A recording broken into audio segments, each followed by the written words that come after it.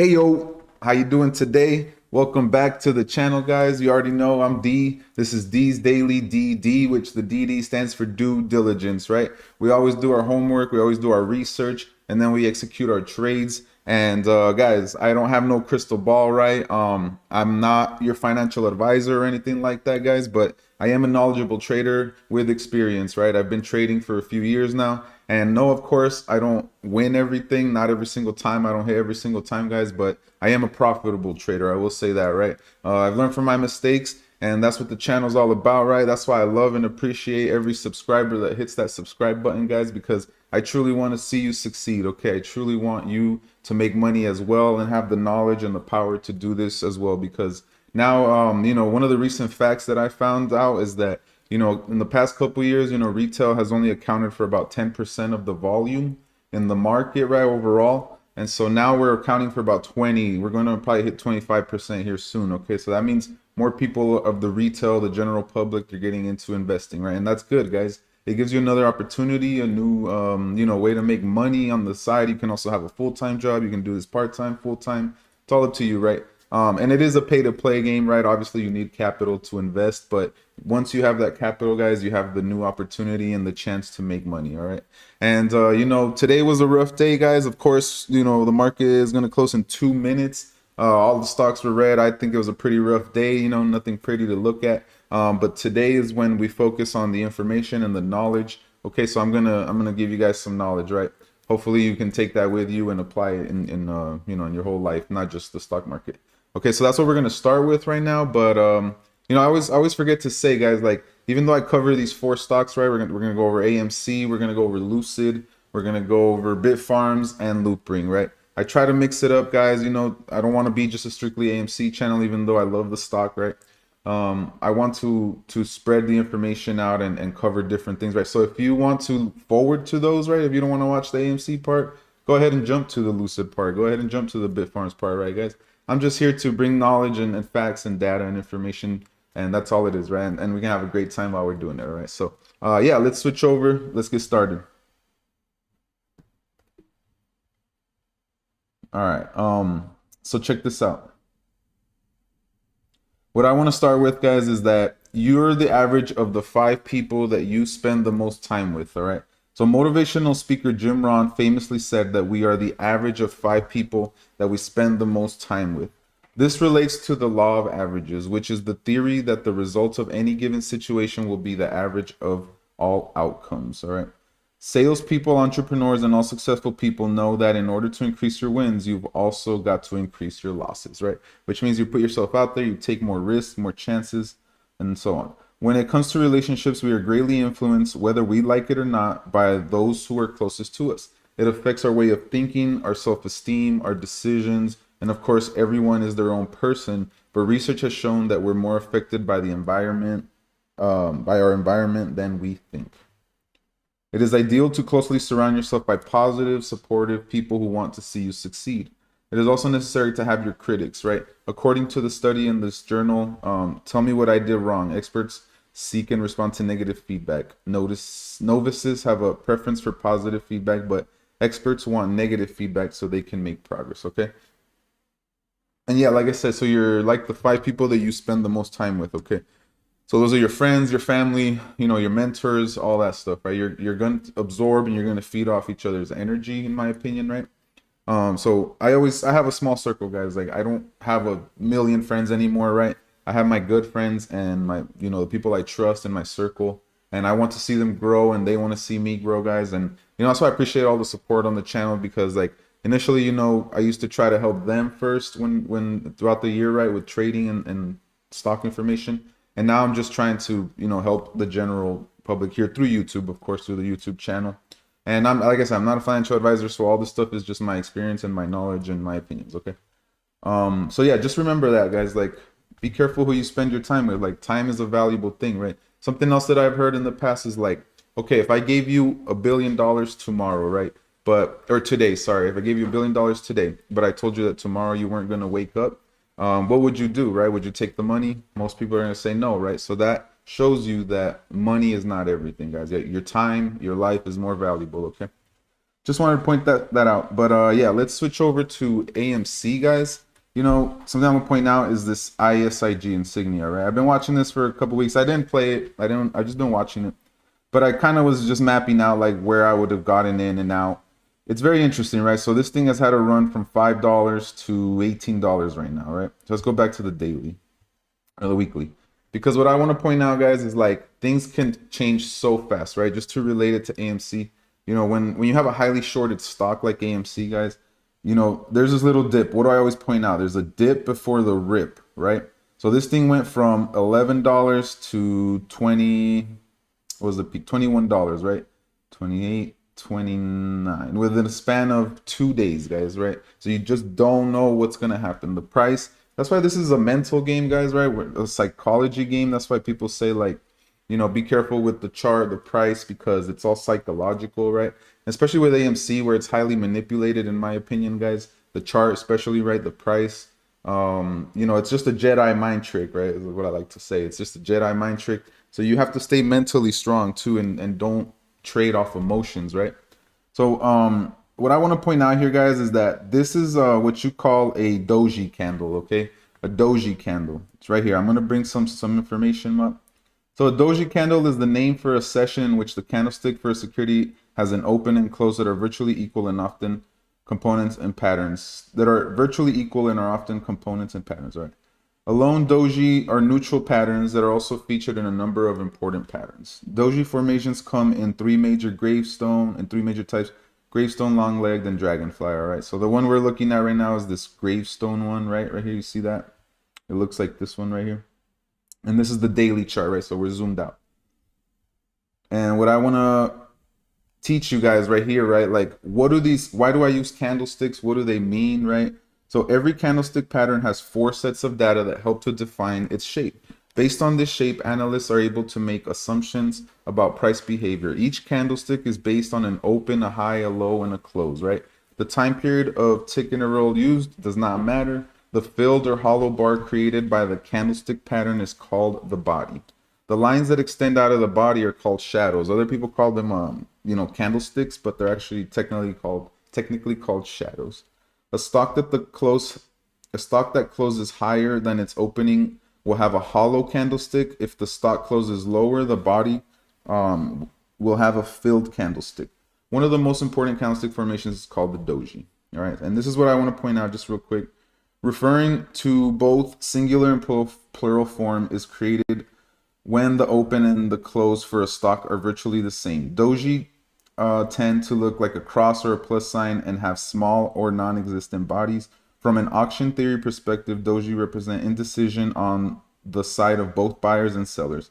Everyone is equally matched, so the price goes nowhere. Buyers and sellers are at a standoff. Okay, so remember that AMC could be in a way worse position, right? And let me read this, and then we'll go to the charts. Some analysts interpret this as a sign of reversal. However, it may be a time when buyers and sellers are gaining momentum for a continuation trend. Doji are commonly seen in periods of consolidation to help analysts identify potential breakouts. All right. So you can see that's the Doji candle, right? And then before we get into that chart, I'm going to tell you guys this. I want to show you this important article. AMC Entertainment CEO Adam Aron talks transformation. Here is why the stock could go ape heading into 2022. Not only yesterday did we have JP Morgan say there was going to be some action in January. Now we have Benzinga saying, right, there should be some action here in January. It's just talking about kind of like where it's at right now. You know, it's just kind of telling the timeline story and talking about how Adam, you know, sold some of his stocks, and he cashed out the total of, it looks like 70 million right here. All right, 70 million for the year. You know, I don't agree with everything that he does, but I agree with most of it. But look, we've already announced, this is, I think, from Adam, you know, they're quoting Adam. We've already announced, for example, we're dabbling with cryptocurrency. We've already announced our participation with 3 NFTs, which I think will have a distribution of about 700,000 NFTs. We've announced we're going into the $6 billion home popcorn market, and those are just some of the ideas we have noted, okay? Because this is actually talking about a partnership, right? So GameStop and is that the other one? Okay.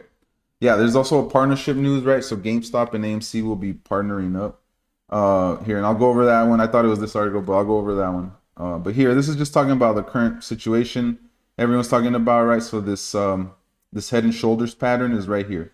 You got the shoulder, the head, and the shoulder, and the bulls, we're looking for this breakout, right, to go up this way. And we've already, I have a similar style of charting here as Benzinga right now, so you could see I've been doing this the same way. Okay, now I want to point out this is the big news, guys. This is awesome. So AMC, GameStop, so AME, right, is what they call it, could team up on NFTs. What investors should know about the match made in heaven. All right. And this would be awesome, right? If both stocks would squeeze at the same time based on partnership news too, that would be dope. So yeah, they're talking about the marketplace that we all been covering with Loopring, right? The partnership with Loopring and GameStop too. Now there's AMC wants to partner with GameStop on this NFT marketplace, guys. Like, what? This is awesome. Now personally, Matt said, I find this incredibly exciting. It's a match made in heaven, right? And a lot of investors, Kors is one of the ones that has followed the timeline, like Trade Trades and Lou and all them. And I've been here, guys. It's just that I didn't have a YouTube channel, right? I'm about to hit my 2-month mark, so that's awesome for me, right? We're still going, and we're going strong, guys. Like this feels awesome, right? I love this journey. So yeah, this is why it's important. It's plans. GameStop announced plans to explore ways to get involved in the NFT marketplace back in March. And now we have Adam Aron saying he's, thinking about getting AMC involved, right? That would be freaking awesome. Alrighty, yeah. So that's the article. Of course, I'm going to put all the links down below. What I want to point out real quick, guys, on this chart. All right, check. This is just blowing my mind, guys. Like, to me, the squeeze is here any second now, right? Any day now. Because if I were to copy and paste this right here, okay, and I would copy and put it over here. Like, do you see what I see? It's just at a smaller time frame, right? But you have this little run up and a dip. You have the same pattern right here, and then the same pattern right here, the 3 candles. So what would happen next, right? Right, the squeeze, guys, or at least the next leg. Okay, everybody talks about the next leg is gonna be between $150 to $250 at least. And yeah, I mean, it's the same pattern, head and shoulders here, guys. I've already showed you this. I'm gonna just move this little piece down to the bottom. So this is the bottom now, and you see how it's following it. So we're right on track, guys. Right, what we want to see tomorrow and the next week or so, and like I said, I went over the tax stuff yesterday. This is why I think AMC will get ready to squeeze as well, is because of the tax situation. Yeah, so we can just look at the zoomed in chart real quick. As of right now, look at that. Looks ridiculous. But as we've learned in the past, right, it's usually the short ladder attacks. The shorters are still attacking us. Nothing's new. And yeah, this is the 5-minute chart. We opened up super strong, guys, but like I said, I would rather see AMC open red, because when it opens green, it tends to just be a fake out, and it'll go up a couple bucks, and then boom, right, it comes down. So it went all the way to $30, $29.59 pretty much, and then it was just a short ladder attack, down, down, down from here. Okay, just 1, 2, 3, and they always look the same, guys. Doesn't matter what chart you look at. You got the 1, the 2, the 3. We'll take a look at the order flow. Volume was weak today, 31 million. Like I said, once we start seeing 80 million, 100 million or more, like that one random day, guys, that's what we want to see. That's what we're looking for, is that volume hit. And yeah, 157 versus 169, not a lot of large orders. Medium was 114 versus 120, and small was 42 versus 45. So a lot of selling pressure there, whatever. I'm here for the squeeze, guys. This is the short squeeze play, in my opinion, right? So I'm holding definitely into all the way until, like, I want to hold at least until March. Okay, if it doesn't happen by then, I think the earnings report is a catalyst, all right? And it's March 8th, I believe. So yeah, I went over all that stuff. Let me see real here. Okay, if you want to get this free NFT, you have until December 31st to go to the website and sign up, right? So you can get it for free. This is not new news. We've already talked about this. And then just lastly, the options chain here, right? So 8,000 calls in the money. This never really changes. They are shorting us through the ETFs. As you can see, these are lower. These used to be like 12,000, 13,000, something like that. And yeah, 8,300 versus 23,000 currently. Now it's only Tuesday. There's a lot that could change from now until, you know, Friday. So that's just the current. And again, they're shorting us, you know, into oblivion, guys. This doesn't change. Some days, you know, again, they're up to 60%. Crazy, right? All right, guys, that's all I got for AMC. Let's talk about Lucid now. And I got you right here with the chart. And right now it's just in a consolidation zone, right? You don't see too much price action. Volume is half, right? 48. The average is what? Oh, sorry, just updated. So volume was only 28 million, guys. Let me double check here. Yeah, volume was 28 million. So really low volume, guys. Okay, that's why you see this sideways price action. It's kind of been doing the same thing in this channel. Now it hasn't hit this. So I'm gonna have to extend this and see what happens with it. Here we go. But what I do want to show you guys right now, right? I'm gonna show you this bullish article that came out. So let's look at the order flow. And we had 184 versus 194, right? So more selling pressure, and large orders were bought, but the medium was 100 and the small was 94. So more than it was versus 97 and versus 84. So a lot of more selling pressure, right? So you see the negative price action. But remember, the charts, it's only part of the deal, guys. You have to, you know, do more research, go look at articles, go look at sentiment, go look at all the other information available to you in order to kind of get a feel for what's going on, right? And of course, it's trading higher than it's, you know, than it's supposed to, right? Like as far as like valuation goes. So let me bring up this article that I found. And Lucid stock is down 33% from its November high, right? It's time to turn bullish. The company recently completed a highly successful convertible notes offering, which was fully subscribed, right? So that's done. They got their money, and now they're going to use that money to plan and do what they need to do to the coming years, okay? We discuss why we think it's time for EV investors to turn bullish on Lucid, and I do much more than just articles on growth, and members get access. I'm just promoting something, but okay. So it's fallen 26% since our previous article. A lot has happened, right? We've already gone over this. We've been covered Lucid on the daily. A lot of times we've already talked about this. So the SEC, the SPAC, I explained what a SPAC is yesterday in yesterday's video if you were paying attention.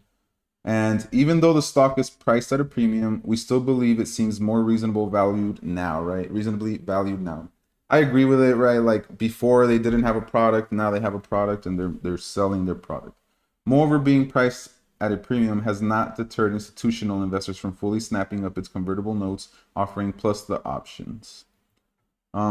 That's why they have revised their rating, guys, right? So now they actually think, I'm not going to go over all this. I mean, I'm going to put the link down below. It's just going over what's going on with them and how many cars. They do plan to produce about 500,000 cars by 2030, guys, right? So like I'm telling you, this is just going to be like a over time thing, okay? Let's see. Let me point out. It's just a lot of words here, a lot of words. And I'm going to go down actually to this part, remember right here. So this is just talking about how high the stock and the premium is, right, for each one. So Lucid, Tesla, Rivian. They're all trading above what, you know, they're trading higher than their revenue is basically what they're saying. And Tesla has done this for a long time, guys, right? Like what I'm saying is that, you know, these companies are tech companies. They tend to trade on the future, basically, okay? The way I think of it. And as long as it stays like that, well, it doesn't matter because it's always trading on the future price, right? I hope that makes sense, but it's just the valuation and the revenue doesn't add up when you do the math, right? Because there is an equation that you can do that. But this is a great article, guys. I'm going to tell you right here. Hence, we believe Lucid investors should not be worried about its premium valuation. Instead, Lucid has capitalized on its premium valuation with its highly successful notes, and it proves that the institutional support for Lucid's business model is very robust, and that is critical. Nevertheless, the company still needs to prove its production ramp capability. However, we think its valuation, coupled with its success in acquiring cheap funding, makes its current price a buy, right? So now they're saying it's a buy, right? At what's the current price right now? We got $36.95. They're giving it a good buy rating, all right, guys. But it's for speculative investors only, right? So it's trading on what's going to happen in the future. All right. Cool. That's all I got on Lucid, guys. Just, pay attention to what's going on with it. Right now it's just consolidating. In my opinion, we're going to see a big push soon. Maybe in January, right? All right, guys, let's move on to Bitfarms here. Bitfarms, unfortunately, it broke this uptrend, right? It was bouncing nice. It was coming up along, and now it's coming back down. Hopefully, we're going to find support here. But like I said, it follows. And I did point this out yesterday, guys. I told you this was a highly probable thing that was going to happen because of the RSI. So that's how we use the RSI as well. Yesterday, I noticed it was above the 70. So I was like, ooh, it's going to have to cool off, right? That's just how you use the indicator. Tells you where the buying pressure is at, and right now it's under 50. That's where it needs to be. Anything between 50 and 70 is bullish. Anything in this is kind of bearish, all right? So it had to recool off and reset. So we might see it come down, touch here, and then we're gonna move its way back up. Just how the stock charts work, okay?